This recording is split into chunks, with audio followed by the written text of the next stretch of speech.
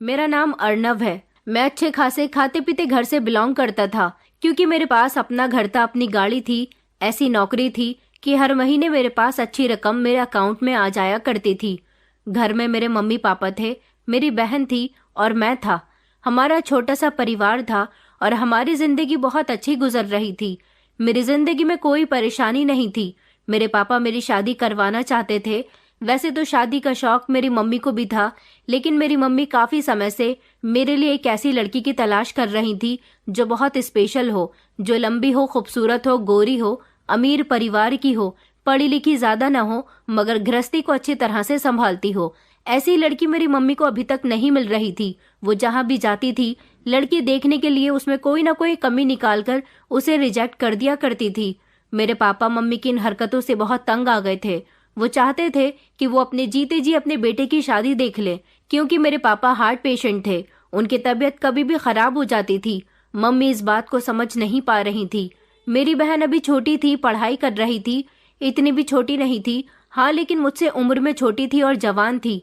मैं भी मानसिक तौर पर शादी के लिए तैयार था। मेरे पापा मुझसे बहुत प्यार करते थे। उन्होंने कई बार मुझसे मेरी मर्जी के बारे में पूछा था कि अगर तुम्हें कोई लड़की पसंद है तो हमें जरूर बताओ, मगर मैं ऐसा नहीं था। मुझे कोई लड़की पसंद नहीं थी। मम्मी हमेशा पापा को डांटा करती थी कि बेटे को बिगाड़ने में आपका पूरा पूरा हाथ रहेगा। मैं अपनी पसंद के मुताबिक बहू लेकर आऊंगी। अगर कभी बेटे ने मुझे अपनी पसंद बताई भी तो मैं उसकी मर्जी के मुताबिक उस लड़की को घर में नहीं लेकर आऊंगी। घर में वही लड़की आएगी जो मुझे पसंद होगी और जो मेरी मर्जी के मुताबिक चलेगी। लेकिन पापा माँ के जैसे नहीं थे। उन्होंने हमेशा मुझसे बहुत प्यार किया था, मुझसे बहुत नरमी से और गर्व से बात की थी। उनका कहना था कि मेरा बेटा सबसे अच्छा है। मेरी बहन जीविका भी मम्मी के जैसी ही थी। उसको भी छोटी छोटी चीजों में नुक्स निकालने की बहुत आदत थी, इसलिए पापा उसको ज्यादा पसंद नहीं करते थे। मम्मी, मेरी बहन और मेरे पापा तीनों की ही सोच बहुत अलग थी। पापा मम्मी से कहते थे कि तुम दूसरों की बेटियों में इतनी कमियां निकालती हो, तुम्हें शर्म नहीं आती? ये सोचो, हमारी बेटी भी जवान हो रही है। हमारी बेटी के रिश्ते वाले जब उसे देखने आया करेंगे और उसमें कोई कमी निकालेंगे तो तुम्हें कैसा लगेगा? मम्मी पापा की बातों को ज्यादा सीरियस नहीं लेती थी। उन्हें तो वही सब करना होता था जैसा उनको ठीक लगता था। पापा चाहते थे कि घर में बहू ऐसी आए जो बहुत बेहतरीन हो। मम्मी तो मेरे लिए अभी तक किसी भी लड़की को फाइनल नहीं कर पा रही थी। पापा को लगता था कि उनके बेटे की उम्र निकली जा रही है। जब वो बेटे की शादी से फ्री हो जाएं तो उसके बाद बेटी की शादी के बारे में भी सोचें। पापा मम्मी की हरकतों से तंग आ गए थे। एक दिन वो अपने एक दोस्त के घर गए थे। वहां उन्हें मेरे पापा के दोस्त की भांजी पसंद आ गई थी। उसका नाम मेघा था। वो मेरे पापा की सारी ख्वाहिशों पर खरी उतरी थी। वो भोली भाली, मासूम, सादगी से भरपूर और सुंदर लड़की थी।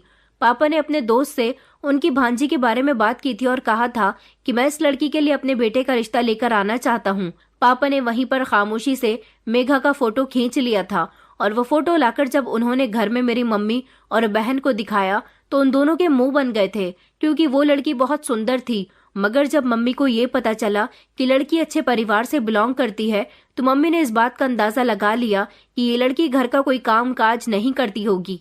पापा कहने लगे कि तुम्हें घर में बहू लानी है या नौकरानी लानी है। पापा ने उसी समय लड़की का फोटो मुझे दिखाया।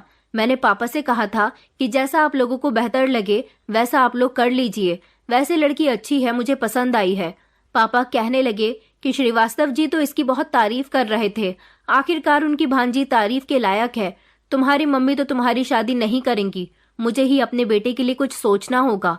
पापा ने मेघा के परिवार वालों को इन्फॉर्मेशन भेज दी थी कि वो अपनी पत्नी के साथ रिश्ता लेकर उनके घर आ रहे हैं। मम्मी पापा की मर्जी के खिलाफ थी और वो मेघा के लिए रिश्ता लेकर जाने के लिए भी तैयार नहीं थी। लेकिन जब पापा ने मम्मी को थोड़ा घूर कर देखा तो मम्मी नरम पड़ गई थी। मम्मी पापा से डरती तो थी, लेकिन पहले वो अपनी मर्जी चलाना चाहती थी। मैं अपने परिवार वालों की ऐसी हरकतों पर बहुत हंसता था। पापा मम्मी और जीविका को ले जाकर रिश्ता फाइनल करके आ गए थे। जीविका को लड़की पसंद आई थी, लेकिन मम्मी का मूड अभी भी ठीक नहीं था। मम्मी को लगता था कि इस लड़की से भी ज्यादा बेहतर रिश्ता उनको अपने बेटे के लिए मिल सकता था। मेघा एक अच्छी लड़की थी। उसकी एक छोटी बहन सुनैना भी थी। मेघा का परिवार छोटा सा था, मगर वो बहुत मोहब्बत करने वाले लोग थे। मेरे पापा ने तो फौरन इस रिश्ते के लिए हाँ कर दी थी। उन लोगों को भी हमारा घर बार अच्छा लगा था। वो लोग मिडिल क्लास लोग थे, लेकिन हमसे ऊपर नहीं थे। मेरी मम्मी को कभी भी नौकरों के हाथ का खाना या उनके हाथ के कामकाज पसंद नहीं आते थे, इसलिए मेरी मम्मी ने कभी भी घर में नौकर नहीं रखे थे। वो सारे ही काम खुद किया करती थी। उनका मानना यही था कि घर के जो काम घर के मेंबर कर लेते हैं वो नौकर नहीं करते। नौकर तो पैसों के लालच में घर के काम करते हैं, लेकिन घर की औरतें घर गृहस्थी को अच्छी तरह से संभालने के, उसका ख्याल रखने के लिए ही घर का कामकाज करती हैं। मैंने आपसे पहले भी कहा है कि मेरी मम्मी की सोच बहुत अलग थी। उनकी ऐसी सोच इसलिए थी क्योंकि वो गांव से बिलोंग करती थी, इसीलिए पुराने ख्यालात वाली थी। मेरे पापा शुरू से ही शहर में रहे थे। मेरी दादी ने मेरी मम्मी को पसंद किया था। गांव की औरत शहर में आकर बस गई थी, मगर उनकी सोच गांव के जैसे ही थी। मैं ये नहीं कहता कि गांव के लोगों की सोच अच्छी नहीं होती या फिर मेरी माँ के जैसी होती है। मेरा मतलब यह है कि गांव के लोगों की सोच थोड़ी पुरानी होती है, लेकिन वक्त के साथ साथ वो लोग अपनी सोच को बदल लेते हैं। मेरी माँ एक ऐसी औरत थी जिनकी सोच बिल्कुल हर इंसान से हटकर थी। उनको तो शायद कभी मैं भी समझ नहीं पाया था। फिलहाल पापा की जिद बहस पर मेरी शादी मेघा के साथ हो गई थी। मुझे भी मेघा पहली ही नजर में पसंद आ गई थी। मेरी अरेंज मैरिज थी, लेकिन 2 दिन के अंदर ही मेरी शादी लव मैरिज में बदल गई थी। मेघा और मुझे, हम दोनों को ही एक दूसरे से ऐसी मोहब्बत हो गई थी जैसे हम हमेशा से एक दूसरे के लिए बने हों। जिंदगी खुशगवार लगने लगी थी। मेरे पापा तो मेघा से बहुत खुश थे, लेकिन मम्मी अभी भी मेघा से खुश नहीं थी। वो घर में आ गई थी।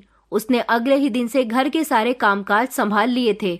जब से मेघा ने घर के कामों में हाथ बटाना शुरू किया था, तब से ही जीविका और मम्मी सारा दिन टीवी के आगे बैठी रहती थी। मैंने देखा था कि पापा ने मम्मी और जीविका को इस सब पर डांट भी लगाई थी। मेरी शादी को अभी 1 हफ्ता ही गुजरा था जब मेरी बहन जीविका के लिए एक रिश्ता आया। पापा भी जीविका की शादी तो नहीं करना चाहते थे, लेकिन लड़का बहुत अच्छा था और उसकी नौकरी अमेरिका में थी। मेरी शादी पर उन लोगों ने जीविका को देखा था और उसे पसंद कर लिया था। पापा ने यही सोचा कि रिश्ता बहुत अच्छा है, हमें अपनी बेटी की शादी यहाँ पर कर देनी चाहिए। लड़के के परिवार वालों ने भरोसा दिलाया था कि जीविका अगर आगे पढ़ना चाहती है तो पढ़ सकती है। हम उसकी पढ़ाई शादी के बाद भी कंटिन्यू करवा सकते हैं। ये रिश्ता मेरी मम्मी और पापा दोनों को ही बेहतर लगा था। जीविका को भी कोई प्रॉब्लम नहीं थी, इसलिए जल्दी ही मेरी शादी के 1 महीने बाद जीविका की शादी भी कर दी गई थी और इस तरह जीविका अपने ससुराल में चली गई थी। मेरी शादी जब से हुई थी, मैं तो जैसे किसी सपनों की दुनिया में जी रहा था। शादी के बाद एक बात जो मुझे सबसे अजीब लगी थी वो ये थी कि मेघा की बहन सुनैना कभी हमारे घर पर नहीं आती थी। मैंने शुरू से इस बात पर ज्यादा ध्यान नहीं दिया था, लेकिन एक दिन मुझे ख्याल आया कि हम कुछ समय बाहर गुजार लेते हैं। वैसे भी हमारी शादी के फौरन बाद ही जीविका की शादी हो गई थी। इस सब के कामों में भी मेरी पत्नी घिर कर रह गई थी। पापा ने भी मुझसे यही कहा था कि बेटा, अपनी पत्नी को घर से बाहर घुमाने के लिए ले जाया करो।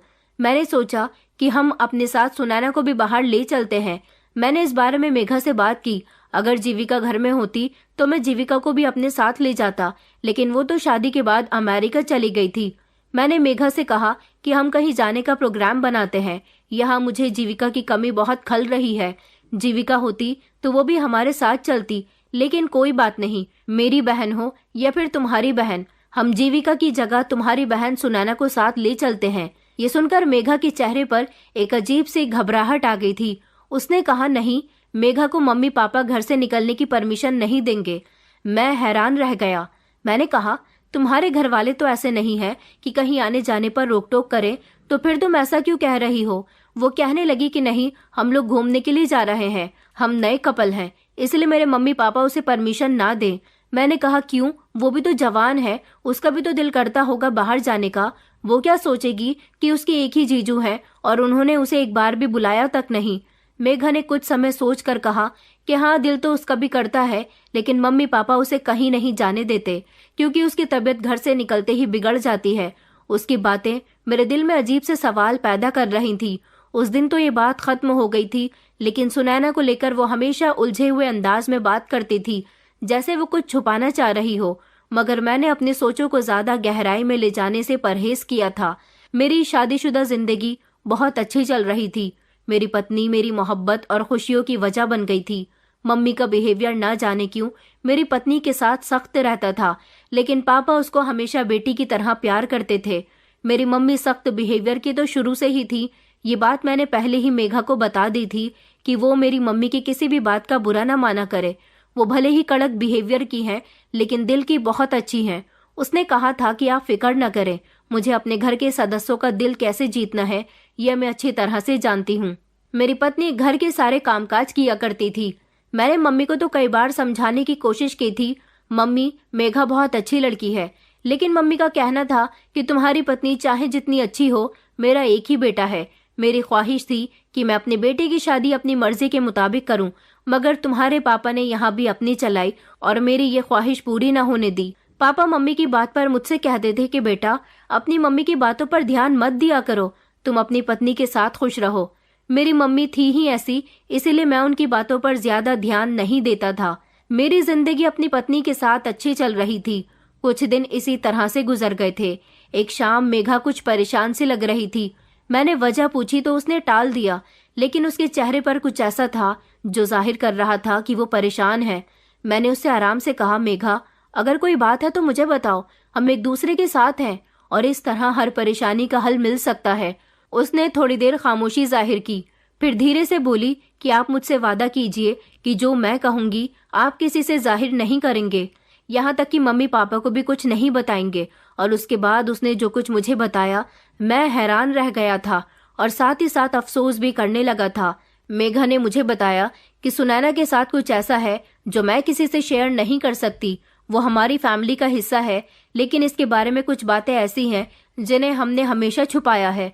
उसकी आवाज कांप रही थी। मैंने कहा, क्या बात है मेघा? मैंने थोड़ी फिक्रमंदी से पूछा था। उसने मुझे बताया कि मेरी बहन बचपन में एक हादसे का शिकार हो गई थी। उसके बाद से वो बाहर की दुनिया से ज्यादा डरती है। आप मुझसे हमेशा उसे कहीं न कहीं ले जाने की बात करते रहते हो। मैंने कहा, हाँ तो ये तो बहुत अच्छी बात है। ऐसे मोमेंट पर हमें उसका साथ देना चाहिए, उसके दिल से डर को खत्म कर देना चाहिए। मैंने उसी समय गाड़ी निकाली और मेघा से कहा कि चलो हम अभी और इसी समय सुनैना के पास चलते हैं। मुझे लगा मेघा अपनी बहन के लिए परेशान हो रही है। मैं जैसे ही अपनी ससुराल पहुंचा तो वहां देखा कि सुनैना सोफे पर बैठी टीवी देख रही थी। मैंने धीरे धीरे सुनैना से बातचीत बढ़ानी शुरू कर दी थी। मैं जब भी अपनी ससुराल जाया करता था तो बार बार सुनैना के बारे में पूछता रहता था। मैंने ये बात नोटिस की थी कि मैं जब भी अपने ससुराल जाता था तो मेरे सास ससुर अपनी छोटी बेटी के बारे में यही बताते थे कि वो कमरे में बंद है। ज्यादातर वो खुद को कमरे में ही बंद रखती है। उसकी सोच आपकी सोच से बहुत अलग है। वो हमेशा डरी सहमी रहती है। लगता था कि मेघा और उसके मम्मी पापा मुझसे कुछ छुपाने की कोशिश कर रहे हैं या फिर झूठ बोल रहे हैं, क्योंकि मैंने जितनी बार भी सुनैना से बातचीत की थी उसकी बातचीत से मुझे ऐसा लगता ही नहीं था कि वो मेंटली डिस्टर्ब है। मैंने देखा था कि अक्सर बहनें फोन पर एक दूसरे से ढेर सारी बातें करती हैं। मेरी पत्नी अपनी बहन से कोई बात नहीं करती थी, जबकि सुनैना के कमरे में मैं खुद ही चला जाता था और जब भी मैं उससे बात करने की कोशिश करता तो वो मेघा के गले लगकर उससे मिलती थी और उससे बड़ी खुशी खुशी बात करती थी। घर के अंदर का माहौल तो धीरे धीरे ठीक होता जा रहा था, लेकिन अभी भी जब मैं सुनैना को अपने घर बुलाने की बात करता या कहीं बाहर ले जाने की बात करता तो मेघा भी मना कर दिया करती थी और उसके मम्मी पापा भी। ये बात मेरी समझ नहीं आई थी कि ऐसा क्यों था। कुछ समय बाद मुझे लगा कि मेरी पत्नी भी अब अपनी बहन के साथ बातें करने लगी है। अब मेरी पत्नी बहाने बहाने से अपने मायके जाने की बात करती थी और कहती थी कि मुझे सुनैना की याद आ रही है। हालांकि शुरू के दिनों में मैंने अपनी पत्नी के मुंह से सुनैना का ज्यादा नाम भी नहीं सुना था। मुझे खुशी हुई थी और ये सब देखकर अच्छा भी लगता था। अब सबसे बड़ी खुशी मुझे ये मिली थी कि मेरी पत्नी माँ बनने वाली थी। जब ये खबर मुझे मिली तो मैं खुशी से झूम उठा था। मेरे पापा ने घर में एक प्रोग्राम रखा था जिसमें मेरे ससुराल वालों को भी इनवाइट किया गया था और हमारे कुछ रिश्तेदार भी थे। मेरी बहन भी अमेरिका से अपने पति के साथ फंक्शन अटेंड करने के लिए आ गई थी और कुछ दिन घर पर रहने के बाद वो चली गई थी। एक अजीब बात ये थी कि उस फंक्शन में मेरी साली सुनैना नहीं आई थी। मैंने देखा था कि मेघा के मम्मी पापा मेघा से तो बहुत प्यार करते थे, लेकिन सुनैना के साथ उनका बर्ताव कुछ अलग सा रहता था। मैंने अपने सास ससुर से इस बात पर शिकायत की थी कि आपको सुनैना को भी साथ लाना चाहिए था। उन्होंने कहा कि बेटा, सुनैना की तबीयत ठीक नहीं थी, इसीलिए वो नहीं आ सकी। लेकिन मेघा ने अपनी मम्मी पापा से इस बात का शिकवा किया था। फिलहाल वक्त इसी तरह से गुजरता जा रहा था। प्रेगनेंसी के दौरान मेरी पत्नी की तबीयत ठीक नहीं चल रही थी। मम्मी, जो कि मेरी पत्नी के आने के बाद बिल्कुल भी किसी काम को हाथ तक नहीं लगाती थी, और अब मैं भी नहीं चाहता था कि मेरी मम्मी घर के काम किया करे। नौकरों को रखने के लिए तो वो अभी भी राजी नहीं थी। प्रेगनेंसी की हालत में जब मेरी पत्नी की तबीयत ठीक नहीं थी तो वो भी घर का काम ज्यादा नहीं कर पा रही थी। मैंने देखा था कि मेरी पत्नी मायके जाने की जिद करती थी और कहती थी कि जब मैं घर जाती हूँ तो अपनी बहन के साथ थोड़ी बहुत देर बातचीत कर लेती हूँ। लेकिन अब उसकी तबीयत ठीक नहीं चल रही थी, इसलिए डॉक्टर ने उसे प्रॉपर बेड रेस्ट बताया था। मैंने सोचा कि एक बहन ही बहन की तकलीफ को समझ सकती है, इसलिए मैं अपनी ससुराल चला गया और वहां जाकर मैंने मेघा के मम्मी पापा से कहा कि मेघा की प्रेगनेंसी में उसकी तबीयत ठीक नहीं चल रही। मैं चाहता हूँ कि आप लोग कुछ दिनों के लिए सुनैना को मेरे साथ मेरे घर भेज दें ताकि मेरी पत्नी सुनैना के आ जाने से ठीक हो जाए। मेरी बात सुनकर ना जाने क्यों मेघा के मम्मी पापा के चेहरे के रंग उड़ गए थे। सुनैना उस समय अपने कमरे में मौजूद थी। मैंने जब सुनैना को आवाज लगाई तो वो बाहर निकल कर आई थी। मैंने उससे कहा था कि तुम्हें कोई परेशानी ना हो तो तुम कुछ दिनों के लिए हमारे घर चलो। घर के काम में भी दिक्कत हो रही है और तुम्हारे घर चलने से मेघा भी ठीक हो जाएगी। सुनैना तो फौरन ही हमारे घर चलने के लिए तैयार हो गई थी। सुनैना की मम्मी ने कहा कि अच्छा बेटा ठीक है, तुम सुनैना को ले जा सकते हो, मगर उसके पापा कुछ नहीं बोले थे। इस तरह सुनैना हमारे घर आ गई थी। मेघा ने जब घर में सुनैना को अचानक देखा तो वो सरप्राइज हो गई थी। सुनैना ने मेघा से वादा किया था कि वो घर के सारे कामकाज अच्छे से देख लेगी। मम्मी भी सुनैना को देखकर खुश हुई थी क्योंकि उन्हें ये बात अच्छी लगी थी कि मैं कोई नौकरानी ना लाकर अपनी ही साली को घर में ले आया था। लेकिन पापा को इस बात से शिकायत थी। उन्होंने कहा बेटा, घर आए मेहमान से हम काम करवाएंगे, ऐसा अच्छा नहीं लगता। मम्मी कहने लगी कि क्यों अच्छा नहीं लगता, नौकर पर भरोसा नहीं होता लेकिन घर के लोगों पर तो बहुत भरोसा होता है ना। बेटा तुमने बिल्कुल ठीक किया। मैंने गहरी सांस ली और सोचा कि चलो किसी बात पर तो मम्मी का मूड ठीक हुआ। मेरी पत्नी सारा दिन बेफिक्री से अपने कमरे में आराम करती थी और सुनैना सारे काम अच्छे से संभाल लिया करती थी। मैं अपनी पत्नी के साथ आने वाले बच्चे के बारे में सोचता रहता था। जैसे जैसे मेरी पत्नी की प्रेगनेंसी का टाइम बढ़ रहा था वैसे वैसे ही मेरी मम्मी का मूड भी उसकी तरफ से बेहतर होने लगा था। पापा और मैं सारा दिन ऑफिस में होते थे। शाम को जब घर आते तो घर में एक अजीब से खुशहाली छाई होती थी। ये सब देखकर मुझे बहुत अच्छा लगता था। एक दिन मैं ऑफिस में मौजूद था जब मम्मी ने मुझे फोन करके एक भयानक खबर सुनाई। मैं उसी समय अस्पताल के लिए निकल गया था। जैसे ही मैं अस्पताल पहुंचा तो मेघा अस्पताल के बिस्तर पर मौजूद थी। मम्मी और सुनैना अस्पताल में मौजूद थी। मैंने कहा ये सब कैसे हुआ? मम्मी ने बताया कि पता नहीं बेटा, मेघा बाथरूम में नहाने के लिए गई थी। अचानक उसकी चिल्लाने की आवाज आने लगी। मैंने और सुनैना ने भागकर देखा तो वो बेहोश पड़ी हुई थी। लेकिन जैसे ही हमारी नजर फर्श पर गई तो देखा कि बाथरूम के फर्श पर पानी था और एक वायर लटक रहा था। उसका करंट पूरे बाथरूम में फैला हुआ था और हम दोनों फौरन ही मेघा को अस्पताल लेकर आए। डॉक्टर ने बताया कि मेघा अब ठीक है और उसका बच्चा भी ठीक है। मैंने शुक्र किया कि सब कुछ ठीक है, लेकिन ये हादसा कैसे हुआ? अजीब बात थी कि बाथरूम में वायर कैसे आई। सुनैना मेघा का बहुत ख्याल रख रही थी। 2 दिन के बाद ही उसे डिस्चार्ज कर दिया गया था। पापा ने कहा था कि मेघा का बहुत बहुत ख्याल रखना, वो मरते मरते बची है। मेघा ने कहा कि लेकिन ये एक्सीडेंट तो किसी के भी साथ हो सकता था। कोई बात नहीं, मैं ठीक हूँ। डॉक्टर ने अभी भी मेघा को आराम करने के लिए बताया था। अभी मेघा का दूसरा महीना चल रहा था। ऊपर वाले की कृपा से मेघा को कोई बड़ी परेशानी नहीं हुई थी। कुछ दिन गुजरे तो मेघा ठीक हो गई थी। अभी भी सब कुछ ठीक चल रहा था। सुनैना बहुत अच्छा खाना बनाती थी। वो तो अपनी बातों से मेरी मम्मी को भी इम्प्रेस कर दिया करती थी। सुनैना को देखकर मुझे ऐसा लगता ही नहीं था कि कभी वो मेंटली डिस्टर्ब रही है। मुझे लगता था कि शायद कोई और बात होगी, लेकिन मैंने ये बात अपने दिमाग से निकालने की कोशिश की। सुनैना को हमारे घर पर आए हुए काफी समय हो गया था। इस बीच मेघा के मम्मी पापा ने अपनी छोटी बेटी से बात करने की कोशिश नहीं की थी और ना ही उसे अपने घर बुलाया था।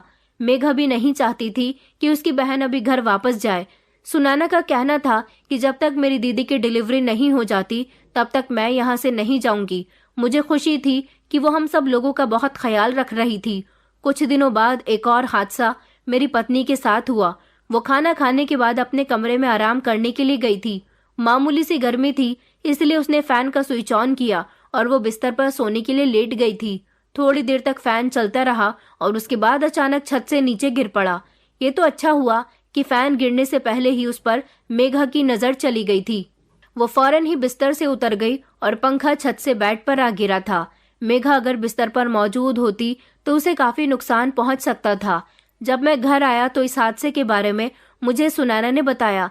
इस हादसे से मेघा बहुत डरी हुई थी और वो रो रही थी। मेरी समझ नहीं आ रहा था कि आखिर ये सब क्यों और कैसे हो रहा है।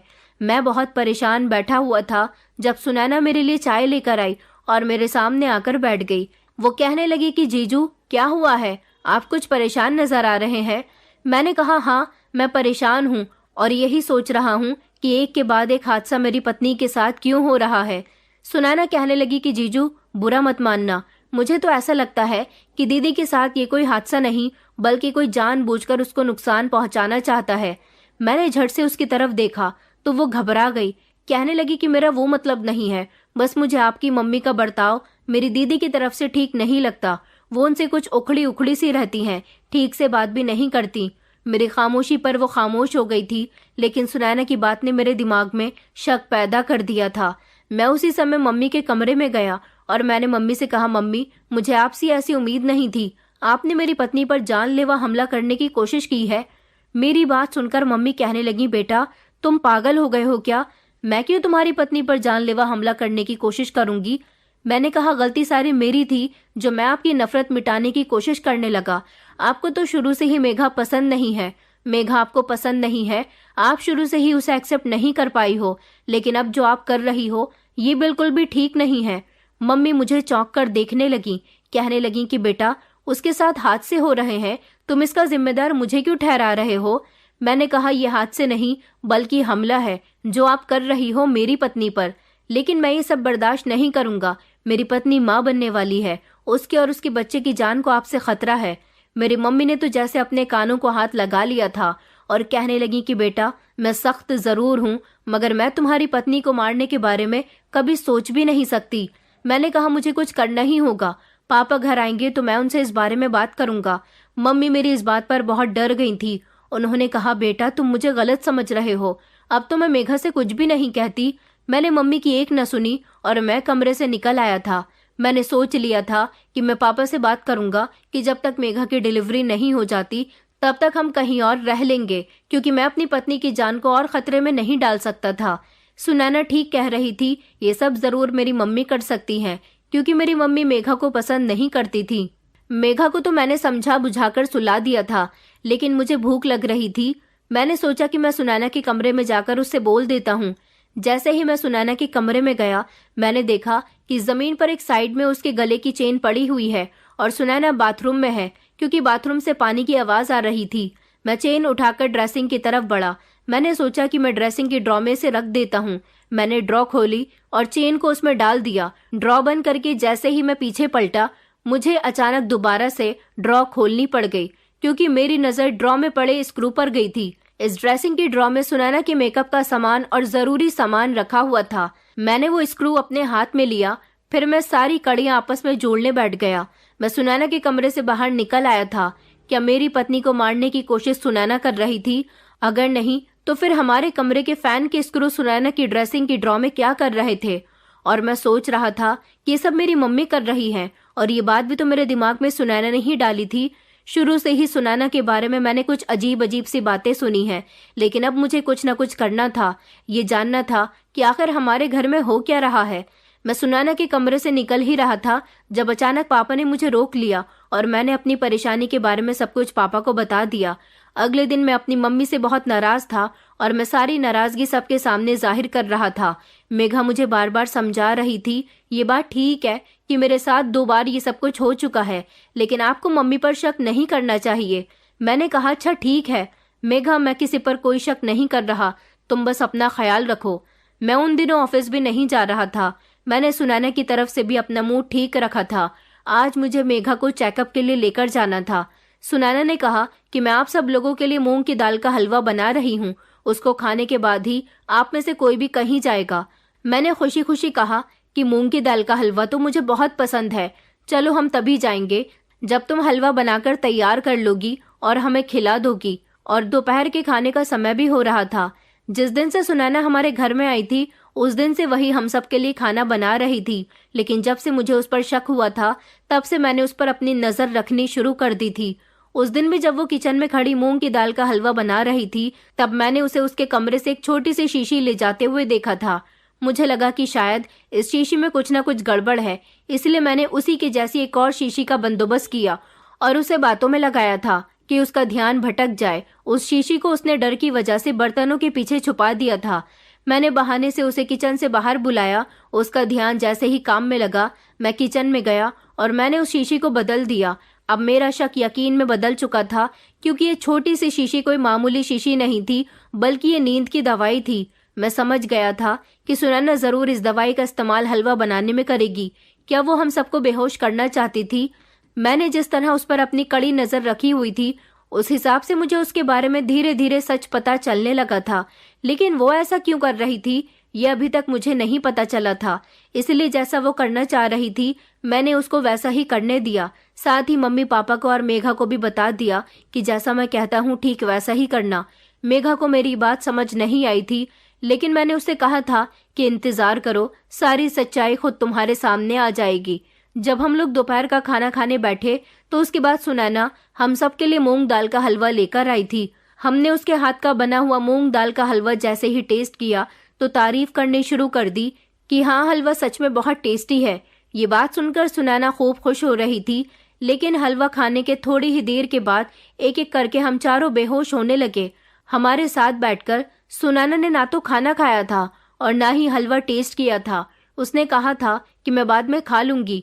हम लोग टेबल पर ही गिर गए थे ताकि सुनैना को ऐसा लगे जैसे हम उसका हलवा खाने के बाद बेहोश हो चुके हैं। पहले तो सुनैना ने हम चारों को एक एक करके चेक किया कि हम बेहोश हो गए हैं या नहीं, लेकिन उसके बाद वो हमारे करीब खड़े होकर जोर जोर से हंसने लगी। वो मेघा के करीब गई और कहने लगी कि मेघा, आज मेरा मकसद पूरा हो गया। आज मैं बहुत खुश हूँ। आज मैं तुम्हें जान से मारने वाली हूँ। तुम मेरी बहन हो, मेरी दीदी। मैं तुम्हें तकलीफ नहीं देना चाहती थी, इसीलिए सबसे पहले मैंने तुम्हें बेहोश किया। मेरे यहाँ आने का मकसद पूरा हो गया। वो अपने आप ही पागलों की तरह जोर जोर से हंस रही थी। साथ ही साथ उसने ये भी कहा कि मुझे तुम्हारे ससुराल वालों से कोई मतलब नहीं था, लेकिन तुम्हें मारने के लिए मेरा यहाँ तक पहुँचना और इन लोगों को बेहोश करना बहुत जरूरी है। उसी समय उसने टेबल पर रखा चाकू उठाया और वो मेघा को मारने ही वाली थी, जब पीछे से मैंने उसका हाथ पकड़ लिया और उसके बाद एक एक करके सब लोग होश में आ गए। हम लोग बेहोश नहीं हुए थे, सिर्फ बेहोश होने की एक्टिंग कर रहे थे। मेघा ने जब अपनी बहन का ये रूप देखा तो वो हैरान रह गई थी। मम्मी पापा भी शॉक्ड रह गए थे कि सुनैना ये क्या कर रही थी। मैंने उसके दोनों हाथ पीछे की तरफ काबू किए और कहा कि बताओ, तुम मेरी पत्नी को क्यों मारना चाहती हो? वो कहने लगी कि तुम लोग होश में कैसे आ गए। इस समय मेरी मम्मी जोर जोर से हंसने लगी और कहने लगी कि हम बेहोश हुए ही कब थे, तुम तो बहुत चालाक लड़की निकली। मेरे बेटे के दिमाग में ये बात फिट कर दी कि उस पर जानलेवा हमला मैं करती हूँ। पापा ने कहा कि हमारे बेटे ने ही हमें बेहोश होने की एक्टिंग करने के लिए कहा था, ताकि हम तुम्हारी सच्चाई जान सके। मेघा ने अपनी बहन की तरफ देखा और उसके मुंह पर एक जोरदार थप्पड़ मार दिया। उसने कहा, सुनैना, मुझे तो यकीन ही नहीं आ रहा और तुम कभी नहीं सुधर सकती। मुझे लगा था कि तुम सुधर जाओगी, लेकिन तुमने मुझे मारने के बारे में कैसे सोचा? मैं तुम्हारी बहन हूँ। मैंने हमेशा तुम्हारा साथ दिया, हमेशा तुम्हारी फीलिंग्स को समझा। आज मुझे इस बात का एहसास हो रहा है कि मम्मी पापा तुम्हारे साथ जो करते थे वो बिल्कुल ठीक किया करते थे। मैं अभी भी समझ नहीं पाया था कि मेघा क्या बात कर रही थी। सुनैना ने कहा कि हाँ, मैं तुम्हें मारना चाहती हूँ, क्योंकि तुम्हारी वजह से ही मेरे घर में मेरी कोई इज्जत नहीं थी। मैं अगर लड़कों से बात करती थी तो ये मेरा शौक था। तुम अगर सीधी सादी और संस्कारी हो तो इसमें मेरा क्या कसूर है? मम्मी पापा हमेशा मुझे तुमसे कंपेयर किया करते थे। हमेशा कहते थे कि मेघा को देखो कितनी अच्छी है, कितना अच्छा खाना बनाती है, घर से बाहर भी नहीं निकलती, कितनी शरीफ है, कितनी संस्कारी है।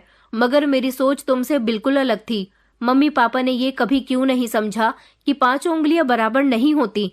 तुम अच्छी थी, तुम शरीफ थी, तो इसका मतलब ये नहीं कि वो हर बात में मुझे नीचा दिखाते, बार बार तुमसे कंपेयर करते। उन्होंने कभी ये नहीं सोचा कि मैं भी तो उनकी बेटी हूँ। उन्हें अगर मेरे अफेयर्स के बारे में पता चल गया तो इसका मतलब ये नहीं कि वो मुझे कमरे में जानवरों की तरह कैद करके रखे। यहाँ तक कि उन्होंने मुझे अपने जीजू के सामने आने से भी मना किया था। वो तो मैं अपनी मर्जी से जीजू के सामने आ जाया करती थी। मम्मी पापा को लगता था कि मेरे जीजू के सामने मेरी हकीकत ना आ जाए, और तुम भी मम्मी पापा का साथ दिया करती थी। ये तो मेरी अपनी मर्जी थी कि मैं जानबूझकर जीजू के सामने आती रही, और मम्मी पापा के सामने तुम्हारी शादी के बाद मैंने अच्छे बनने की एक्टिंग शुरू कर दी, ताकि उनको लगे कि उनकी बेटी अब सुधर चुकी है। मैंने मोबाइल का इस्तेमाल करना भी बंद कर दिया, लेकिन मुझे तुमसे हमेशा गुस्सा रहा, क्योंकि तुम्हारी ही वजह से मम्मी पापा मुझे तुमसे कंपेयर किया करते थे। तुम्हारी वजह से मुझे बहुत शर्मिंदगी उठानी पड़ती थी। मैंने सोचा कि क्यों ना मैं तुम्हें ही इस दुनिया से भेज दूं, सबकी नजरों में अच्छी बन जाऊं और एक वक्त ऐसा आए कि मैं तुम्हारे पति के साथ तुम्हारी जगह आ जाऊं। ये आइडिया मेरा बुरा नहीं था, लेकिन ना जाने कैसे तुम्हें मेरे बारे में पता चल गया। मैंने कहा, मेघा को इस बारे में कुछ पता नहीं चला,